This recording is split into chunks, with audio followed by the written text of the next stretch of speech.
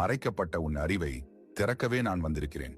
உன் வாழ்க்கையில் நான் மட்டுமே நிரந்தரம், மற்ற அனைவரும் மாயை. இதனை புரிந்து கொள்ள உனக்கு சிரமமாகத்தான் இருக்கும். இருப்பினும் சொல்ல வேண்டியது என் கடமை என்று தோன்றியது. இவ்வளவு நாள் நீ செய்ததெல்லாம் போகட்டும். இனியும் அதன் வழி செல்லாதே.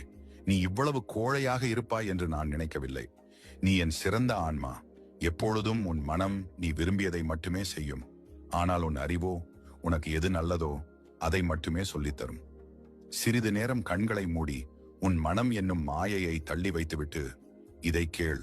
நான் தான் உன் அறிவு, நான் தான் உன் குரல், நான் தான் உன் பிரபஞ்சம், நான் தான் உன் எல்லாம். நீ செய்து கொண்டிருக்கும் செயல் உனக்கானது அல்ல. உன் நிழல் போல தொடரும் எதுவும் உன்னுடன் கடைசி வரை வரப்போவது கிடையாது. உனக்கெனவே இருப்பவற்றை நீ வெறுத்து விடாதே. அதுதான் உனக்கானது, அதுதான் உன்னுடையது, அதுவே நிரந்தரம், அதுவே உன் சரித்திரம்.